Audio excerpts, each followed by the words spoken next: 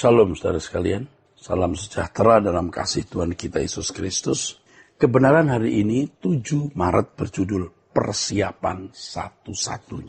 Dalam kehidupan orang Kristen kita melihat banyak orang Kristen yang telah terjebak dengan irama hidup manusia yang tidak memiliki tanggung jawab sebagai utusan Kristus. Kita ini utusan Kristus. Kita beda dengan mereka yang bukan utusan Kristus. Sehingga orang-orang Kristen yang tidak memiliki tanggung jawab, tidak sadar dengan tanggung jawabnya sebagai utusan Kristus, tidak memiliki perjuangan hidup.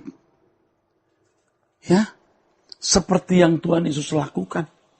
Perjuangan hidupnya sama seperti manusia lain. Bagaimana berkarir, studi, menikah, punya anak, dan lain sebagainya. Dan itu memang perjuangan normal, ya. Sekolah, kuliah, menikah, kerja, ya, punya anak. Itu perjuangan yang wajar. Itu standar memang. Dan standar normal ini biasanya diukur dari pendidikan, pekerjaan, teman hidup, keturunan, tunjangan, hari tua, dan lain sebagainya. Padahal manusia memiliki kecenderungan serakah. Selalu berusaha memiliki apa yang orang lain miliki. Kalau bisa lebih banyak. Pada umumnya manusia juga cenderung mencari kehormatan dengan segala sesuatu yang bisa dianggap sebagai nilai lebih di mata manusia lain. Sehingga hidupnya masuk dalam lingkaran setan yang membelenggunya sampai tidak akan dapat terlepas dari belenggu itu. Kalau seseorang sudah terbelenggu dalam lingkaran tersebut, ia tidak akan pernah bisa menjadi pengikut Kristus. Tidak bisa. Kalau mereka tidak mengenal Injil dengan benar, mereka akan terkunci dalam keadaan yang membuat mereka tidak dapat melepaskan diri dari percintaan dunia sampai mati. Injil yang benar ditawarkan bukan sebagai jalan untuk memperoleh kemudahan hidup.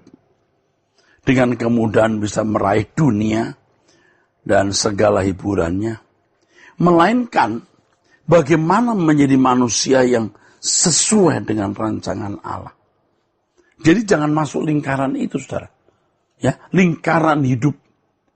Yaitu pola hidup manusia wajar di sekitar kita. Hati-hati, kita bisa terjebak di situ. Banyak orang Kristen yang sebenarnya tidak pernah menjadi pengikut Kristus. Memang Kristen, tapi tidak pernah menjadi pengikut Kristus, saudaraku. Ya, mereka mengikut jalan dunia, bukan jalan yang benar. Sebab mereka anggap itu standar normal. Bagaimana memiliki kehidupan seperti yang dimiliki orang lain. Mereka berurusan dengan Tuhan hanya karena mau memanfaatkan Tuhan. Lalu kalaupun mereka mengambil bagian dalam pelayanan, mereka menganggap itu sebagai kesenangan pribadi. Tidak memandang Tuhan sebagai satu-satunya sesembahan yang harus kita senangkan.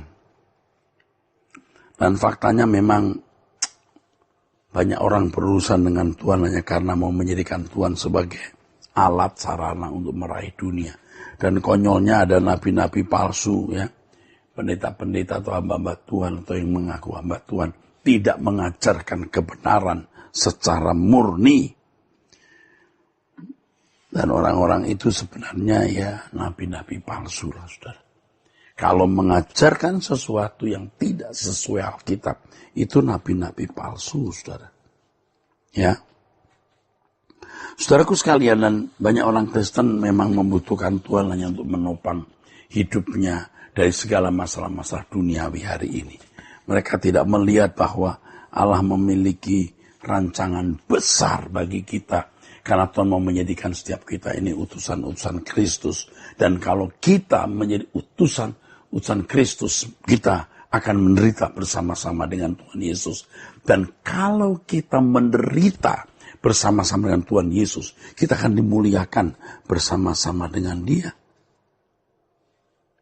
Saudaraku sekalian, Tuhan mengendaki kita ini menjadi kesaksian, bukan memamerkan kuasa Allah. Di tengah-tengah keadaan dunia seperti ini, Roh Kudus berkarya di hati orang-orang Kristen yang masih memiliki nurani yang baik. Mereka berpikir bahwa kekristenan pasti tidak sesederhana seperti yang dipahami oleh kebanyakan orang Kristen pada umumnya. Ya, ini orang-orang yang dipimpin Roh Kudus, yang masih memiliki nurani hati yang baik, yang pasti berpikir kekristenan itu bukan sesimpel seperti yang dimiliki orang-orang Kristen pada umumnya, yaitu mereka yang beragama Kristen tetapi belum sungguh-sungguh ikut Yesus.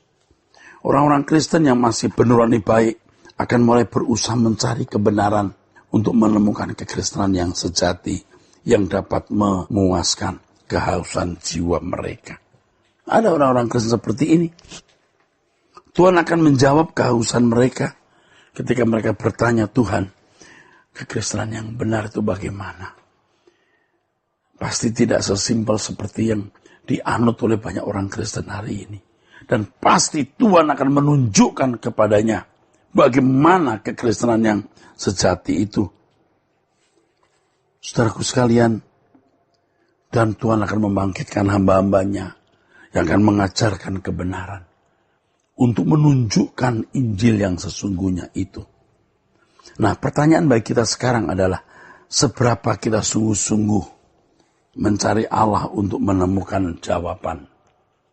Kita punya banyak jawaban. Nah, Tuhan akan menjawab kalau kita mencari Dia. Kalau kita sungguh-sungguh mencari Dia. Murid-murid Yesus yang selama 3,5 tahun diajar oleh Yesus sendiri, ya, belumlah menjadi pengikut yang baik. Betul. Tetapi setelah Roh Kudus dituangkan atau dicurahkan, barulah mereka menjadi orang-orang Kristen yang luar biasa. Dalam hal ini dituntut ketekunan dan gairah yang tinggi. Ya, betul-betul sebuah gairah tinggi yang tanpa batas untuk mencari Allah. Dan tidak pernah puas dengan level yang pernah dia capai. Dia mau lebih tinggi lagi, lebih tinggi lagi. Yang bisa dibahasakan bagai burung Raja Wali terbang tinggi menuju kemuliaannya. Saudaraku, untuk perkara dunia, gairahnya harus dimatikan. Harus.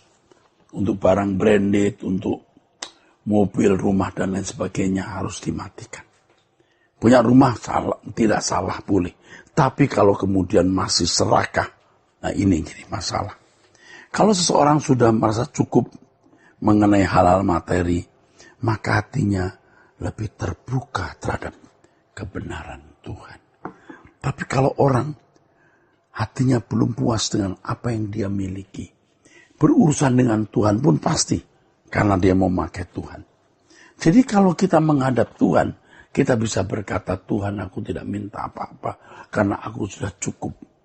Ya, tentu cukup ini relatif. Tapi yang kuingini, yang ku minta ya Tuhan, agar aku bisa memiliki Engkau dalam hidup ini. Jadi Tuhan tidak memaksa seorang membuka ruang hidupnya. Kalau orang benar-benar membuka ruang hidupnya untuk Tuhan, Tuhan akan pasti berurusan. Dan saya sendiri kalau ingat begini, saudara, saya bersuka cita. Aku memiliki Allah yang bisa ku gapai. Aku bisa memiliki Allah yang bisa kuraih.